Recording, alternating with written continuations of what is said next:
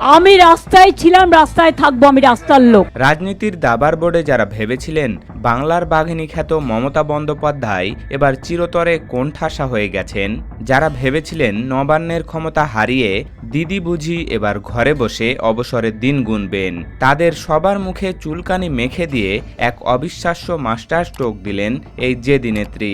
ক্ষমতার চেয়ার হাতছাড়া হয়েছে তো কি হয়েছে, পশ্চিমবঙ্গের মেহনতি মানুষ আর বিশেষ করে সংখ্যালঘু মুসলমানদের ওপর যে নব্য তুঘলকি মাতব্বরি শুরু হয়েছিল তার কড়াই গণ্ডায় হিসাব চুকিয়ে দিতে মমতা এবার কোনো মিছিল মিটিংয়ে যাননি।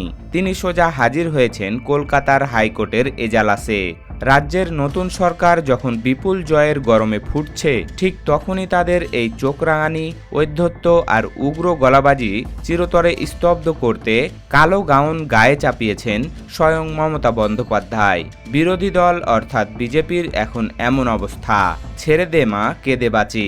রাজনীতির মাঠে এককাল যে খেলাটা চলছিল তার মোড় এক নিমিষেই ঘুরিয়ে দিয়েছেন দিদি।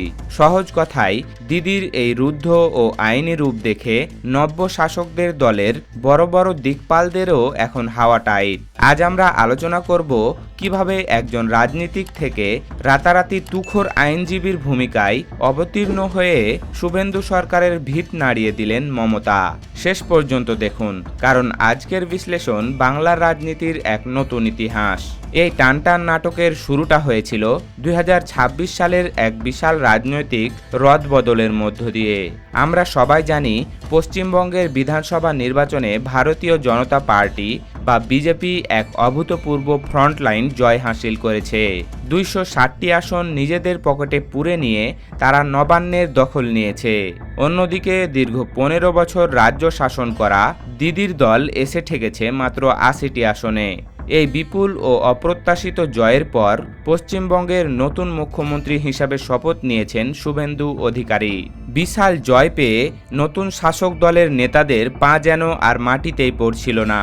রাজ্যের চারিদিকে যখন তাদের আবির খেলা আর জয়ের উল্লাস চলছে, ঠিক তখনই এই আনন্দের আড়ালে লুকিয়ে থাকা এক ভয়ঙ্কর ও প্রতিশোধমূলক ফন্দি সবার সামনে আসতে শুরু করেছে। ক্ষমতায় বসেই তারা ভেবেছিল বিরোধীদের একেবারে দফা রফা করে দেবে। রাজ্যের বিভিন্ন প্রান্তে শুরু হয়ে যায় গায়ের জোর খাটানোর চূড়ান্ত বাড়াবাড়ি। ক্ষমতার এই তীব্র গরমে তারা বিরোধী দলের নেতাকর্মীদের ওপর রীতিমতো স্ট্রিম রোলার চালাতে শুরু করে। তাদের হাবভাব দেখে মনে হচ্ছিল বাংলায় বুঝি তাদের কথার বাইরে আর একটা পাতাও নড়বে না। 80টি আসন পাওয়া মমতার দলকে তারা সেরফ চুনোপুটি ভাবতে শুরু করেছে। ভেবেছিল ফাঁপড় দিয়ে ভয় দেখিয়ে সবাইকে চুপ করিয়ে চিরকালের জন্য একচেটিয়ে রাজত্ব কায়েম করবে। কিন্তু শুভেন্দুর সরকার ঘুণাক্ষরেও টের পায়নি যে সাময়িক এই ভরাডুবির পরেও আসল খেলাটা এখনো বাকি আছে।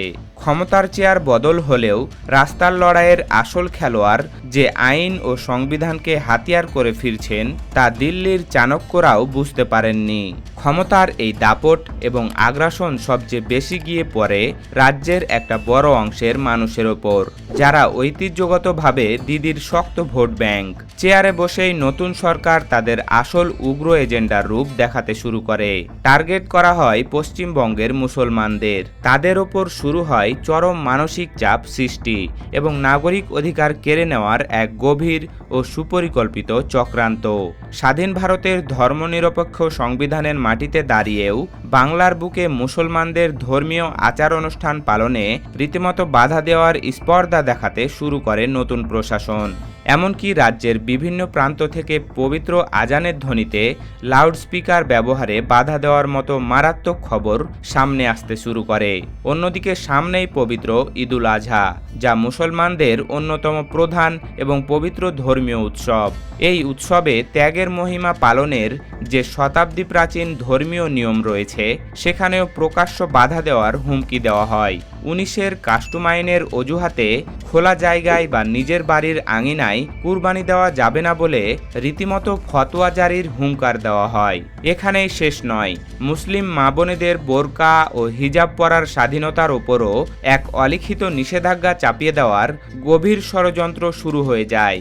পোশাকের স্বাধীনতার মতো মৌলিক অধিকারের ওপর এমন খোলাখুলি হস্তক্ষেপ রাজ্যের এই শান্তিকামী মানুষগুলোকে চরম আতঙ্কের মধ্যে ফেলে দেয়। ষড়যন্ত্রের গভীরতা এখানেই থমকে যায়নি। আসামের এনআরসি এর মতো পশ্চিমবঙ্গেও ডিটেনশন ক্যাম্প তৈরি করে সেখানে মুসলমানদের বন্দী করার ভয় পর্যন্ত দেখানো শুরু হয় খোদ প্রশাসনিক স্তর থেকে। এমনকি নিজের দেশ নিজের ভিটেমাটি থেকে ধাক্কা দিয়ে ওপারে পাঠিয়ে দেওয়ার মতো ভয়ঙ্কর চোখরাঙানি দেওয়া হয় নতুন মুখ্যমন্ত্রীর তরফ থেকে।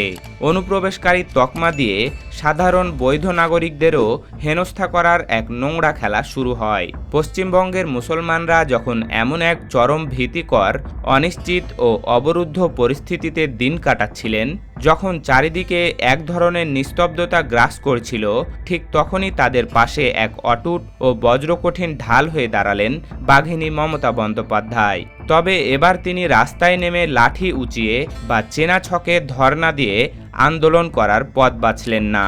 এবার তিনি দিলেন এক সম্পূর্ণ ভিন্ন ও অবিশ্বাস্য কূটনৈতিক চাল। গায়ের জোরে পেশিশক্তির মোকাবেলা করার চাইতে তিনি এবার দেশের আইন কানুন আর সংবিধানের ধারাকে নিজের মোক্ষম হাতিয়ার হিসাবে বেছে নিলেন। অনেকেই ভুলে গিয়েছিলেন এই লড়াকু নেত্রীর কিন্তু একটি পোক্ত আইনের ডিগ্রি বা ল ডিগ্রি আছে। তিনি শুধু নেত্রী নন, তিনি একজন রেজিস্টার্ড আইনজীবীও বটে। আর সেই পুরনো অস্ত্রেই শান দিলেন দিদি। গত বৃহস্পতিবার সকাল 11টার কিছু আগে কলকাতা হাইকোর্ট চত্বরে এমন এক অভূতপূর্ব ও রোমাঞ্চকর দৃশ্য দেখা গেল, যা দেখে শাসক দলের বড় বড় নেতাদেরও চক্ষু চরক গাছ হওয়ার জোগাড়। চেনা সাদা সুতির শাড়ির ওপরে কালো গাউন আর গলায় আইনজীবীদের চেনা সাদা ব্র্যান্ড ঝুলিয়ে পুরো দপ্তর একজন কড়া ও পেশাদার আইনজীবীর বেশে গাড়ি থেকে নামলেন মমতা বন্দ্যোপাধ্যায়। আদালত চত্বরে পা রাখতেই সেখানে উপস্থিত অন্যান্য আইনজীবী থেকে শুরু করে সাধারণ মানুষের মধ্যে এক চরম বিস্ময় এবং আলোড়ন তৈরি হয়ে যায়। মমতা যখন গাড়ি থেকে নামছিলেন, তখন রাজনৈতিক প্রতিপক্ষের কিছু লোক তাকে লক্ষ্য করে চোর চোর স্লোগান দিয়ে উস্কানি দেওয়ার চেষ্টা করে। কিন্তু এই সমস্ত সস্তা টিটকারি বা স্লোগানকে বিন্দুমাত্র গায়ে না মেখে অত্যন্ত অবিচল, গম্ভীর ও আত্মবিশ্বাসী পায়ে মমতা আদালতের ভেতরে হেঁটে যান।